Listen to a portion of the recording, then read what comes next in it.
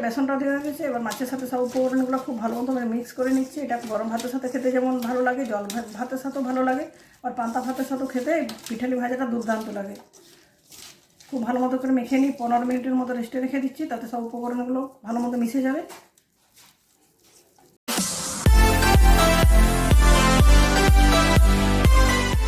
নমস্কার বন্ধুরা, আজ আরেকটি নতুন রেসিপির সাথে আমার চ্যানেলে আপনাদের সবাইকে স্বাগত জানাচ্ছি। বন্ধুরা, আপনারা সকলে বুঝতে পারছেন, অনুভব করছি আমরা প্রচণ্ড গরম পড়েছে, উত্তর উত্তাপ বাড়ছে। তারপরে নদী নালা, খাল বিল, পুকুর সব শুকিয়ে যাচ্ছে। শুকিয়ে যাওয়ার কারণে বড় মাছগুলো যেমন পুকুরে মারা যাচ্ছে, ছোটো মাছগুলো জলের কাছে চলে আসছে। এই জন্য চাষিরা প্রচুর মাছ, ছোটো মাছ বড় মাছ সবই বাজারে বিক্রি করছেন। অন্য সময় এই ধরনের ছোটো মাছ পাওয়া যায় না, কিন্তু এখন বাজারে প্রচুর পরিমাণে ছোটো মাছ পাওয়া যাচ্ছে। ছোটো মাছের মধ্যে বিশেষত দেখুন এই যে দেড়ে মাছ বা দারকো মাছ বলে, এই মাছটা খেতে খুবই ভালো লাগে। এই মাছটা আমি বাজার থেকে নিয়ে এসেছি। এই মাছটা দিয়ে আজকে আমি একটা রেসিপি আপনাদের সাথে শেয়ার করবো। এটা সাবেকি রেসিপি, এখন এই রেসিপিগুলো হয় না। এটা দিদিমা ঠাকুমাদের আমলে খুব চল ছিল।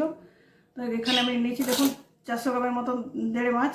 এই মাছটা পিঠালি ভাজা করবো, এই জন্য এখানে দিয়ে দিচ্ছি কুচানো রসুন, গ্রেড করা আদা, কুচানো কাঁচা লঙ্কা আর কুচানো পেঁয়াজ,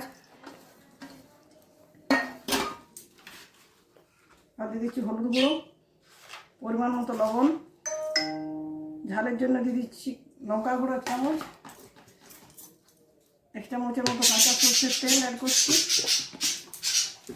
আর দিচ্ছি 1 চামচের মতো জিরে গুঁড়ো। বাইন্ডিংয়ের জন্য এখানে অ্যাড করছি আমি বেসন। খুব বেশি বেসন দেওয়ার প্রয়োজন নেই, 2 চামচের মতো বেসন অ্যাড করছি। বেসনটা দেওয়া হয়ে গেছে। এবার মাছের সাথে সব উপকরণগুলো খুব ভালো মতো মিক্স করে নিচ্ছি। এটা গরম ভাতের সাথে খেতে যেমন ভালো লাগে, জল ভাতের সাথেও ভালো লাগে, আর পান্তা ভাতের সাথেও খেতে পিঠালি ভাজাটা দুর্দান্ত লাগে। খুব ভালো মতো করে মেখে নিই। 15 মিনিটের মতো রেস্টে রেখে দিচ্ছি, তাতে সব উপকরণগুলো ভালো মতো মিশে যাবে। দেখুন বন্ধুরা, ফিরে এলাম 15 মিনিট পর। 15 মিনিট পর দেখুন মাছটা সব উপকরণের সাথে খুব ভালো মতো মিক্স হয়ে গেছে। 2 চামচের মতো বেসন ব্যবহার করেছিলাম, কিন্তু মনে হচ্ছে একটু ভেজাটা বেশি লাগছে, এই জন্য আরেক চামচ বেসন দিচ্ছি, একটু শুকা করে নিচ্ছি। এরপরে এই মিশ্রণটা থেকে ছোটো ছোটো বলের আকারে প্রথমে বানিয়ে নেব, তারপর মাছের পিঠাগুলো ভাজা শুরু করবো। এগুলো ভাজার জন্য গ্যাসের ওখানে বসিয়ে দিচ্ছি কড়াইটা একটু আগে থেকে বসিয়ে দিচ্ছি, গরম হয়ে গেছে। গরম কড়াই দিয়ে দিচ্ছি পরিমাণ মতো সরষের তেল। মাছের পিঠাগুলো আমি সরষের তেলে ভাজবো, তাহলে খেতে খুব ভালো লাগবে। তেলটা একটু বেশি পরিমাণে দিলাম। তেলটা কড়াই চারদিকে ছড়িয়ে দিচ্ছি। যেহেতু গরম কড়াই তেলটা দিয়েছি, তেলটা কিছুক্ষণের মধ্যে গরম হয়ে গেছে।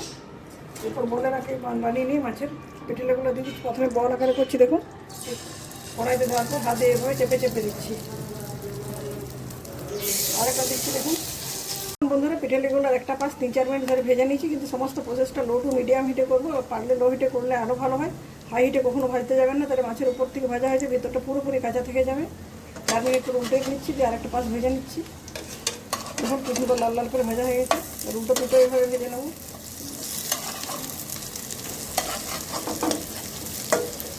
দেখুন বন্ধুরা, অপর পাশটাও 4 মিনিট ধরে কীভাবে ভেজে নিচ্ছি। দেখুন দুটো পাশে লাল লাল করে ভাজা হয়ে গেছে। এবার কড়াই থেকে তুলে নিচ্ছি। তুলে নেওয়ার পর বাকি যে মিশ্রণটা আছে সেটা একই পদ্ধতিতে, একই প্রসেসে এবং একটু সময় ধরে ভেজে নেব।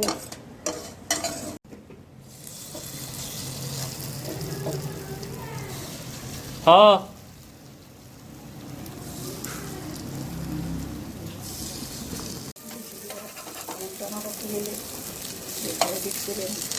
এবার সেন্টারটা একটা গুটে একসাথে ছড়ানো আমার থেকে হয় না।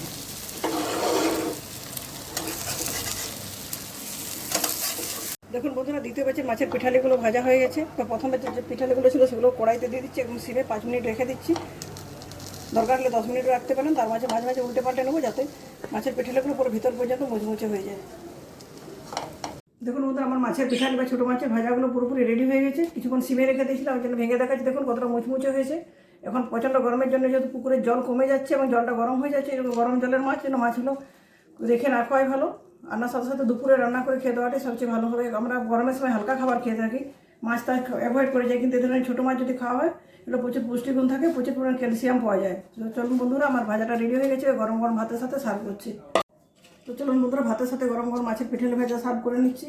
খেতে দুর্দান্ত লাগবে। আমি দুপুরে গরম ভাতের সাথে সার্ভ করছি। আপনি চাইলে এগুলো ভেজে রেখে দিয়ে রাতে জল ভেজা ভাতের সাথেও খেতে পারেন, আবার পান্তা ভাতের সাথেও খেতে পারেন। খেয়ে দুর্দান্ত লাগবে। আশা করছি বন্ধুরা আমার আজকের রেসিপিটি আপনাদের খুবই ভালো লাগবে। ভালো লাগলে ভিডিওটিতে লাইক এবং প্রচুর শেয়ার করবেন। চ্যানেলে যদি নতুন বন্ধু হয়ে থাকেন, চ্যানেলটি সাবস্ক্রাইব করে না থাকেন, অবশ্যই চ্যানেল সাবস্ক্রাইব করে পাশে থাকা বেল বাটন অন করে দেবেন আমার চ্যানেলে সমস্ত ভিডিওর আপডেট পাওয়ার জন্য। আর কমেন্ট করে জানাবেন কীরকম লাগলো। তো বন্ধুরা আজকের মতো এ পর্যন্ত, পরের দিন দেখা হচ্ছে নতুন কোনো রেসিপির সাথে। ভালো থাকুন, সুস্থ থাকুন, সুরক্ষিত থাকুন। ধন্যবাদ।